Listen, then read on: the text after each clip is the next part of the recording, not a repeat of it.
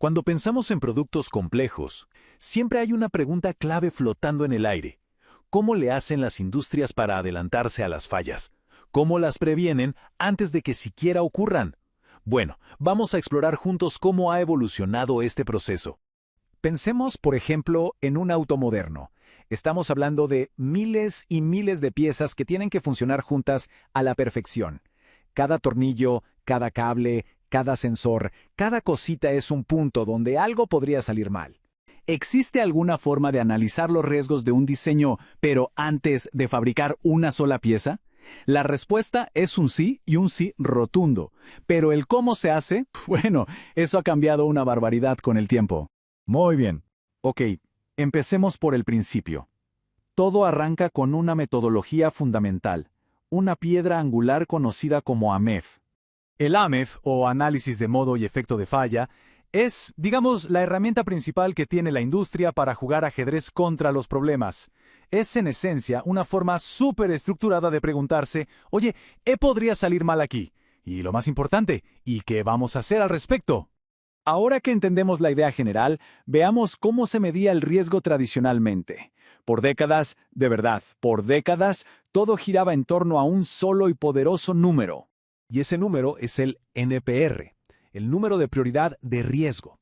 Durante un largo tiempo, este fue el numerito mágico, la métrica clave que los equipos usaban para decidir qué problema atacar primero. Pero claro, este número no salía de la nada. Se calculaba a partir de 3 factores clave. Pensemos en ellos como 3 lentes distintos para ver un mismo riesgo. Primero, la severidad. Y esto es súper importante. Aquí solo importa qué tan grave es la consecuencia. No nos preguntamos si va a pasar o no, sino, si pasa, qué tan desastroso sería el resultado. Luego viene la ocurrencia. Ahora sí, en este punto la pregunta es, ¿qué tan probable es que esto pase? ¿Hablamos de algo que ocurre una vez en 1.000.000 o de un problema que podría aparecer todas las semanas? Y para cerrar el trío está la detección. Esto es, básicamente, ¿qué tan buenos somos para cachar el problema antes de que salga de la fábrica? ¿Hay alguna alarma? ¿Alguna prueba que lo detecte? ¿O se nos podría colar hasta las manos del cliente final? Y lo más interesante era la simplicidad de todo. Se le ponía una calificación a cada factor, se multiplicaban y listo. Teníamos un solo número, el NPR, que podía ir de 1 hasta 1000. Parecía una solución elegante y sencilla, ¿no? Pero esa simplicidad escondía un problema gigante que podía llevar a decisiones muy equivocadas. Miren esta tabla, porque aquí es donde se ve todo el lío. Tenemos 3 escenarios de riesgo totalmente diferentes. El caso A, con una severidad altísima, un 9. El B tiene una ocurrencia altísima. Y el C es casi imposible de detectar. Y sin embargo, todos, absolutamente todos, dan el mismo NPR, 360. Entonces, ¿cuál atendemos primero? El número por sí solo no nos da la respuesta, nos deja a ciegas. El problema se hizo tan obvio que hasta los manuales oficiales, las Biblias del tema, empezaron a advertirlo. Esa práctica común de decir, vamos a revisar todo lo que esté por encima de 200, por ejemplo, se volvió peligrosa. Se podían estar ignorando riesgos críticos solo porque su número final no llegaba al umbral. Estaba claro que algo tenía que cambiar, y así fue. La industria empezó a moverse de un simple número a un llamado a la acción mucho, mucho más claro.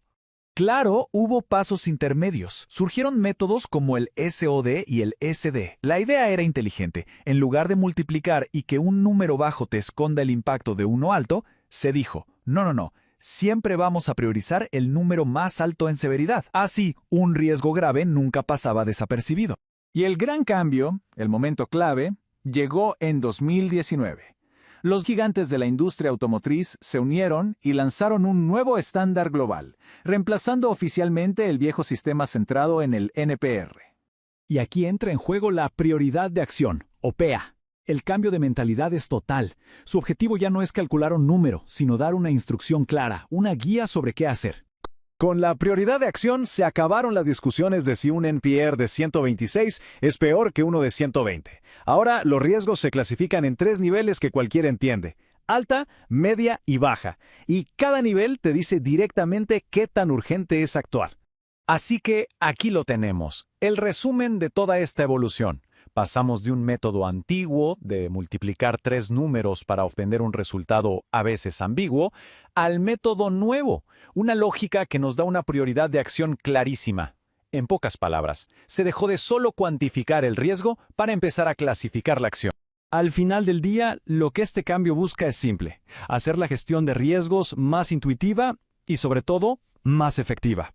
Se trata de eliminar la ambigüedad para que los equipos puedan concentrar sus esfuerzos donde de verdad importa. Y eso se traduce en productos más seguros y confiables para todos. Ahora que tenemos herramientas mucho más claras para ver los riesgos que ya conocemos, el verdadero desafío quizás es otro.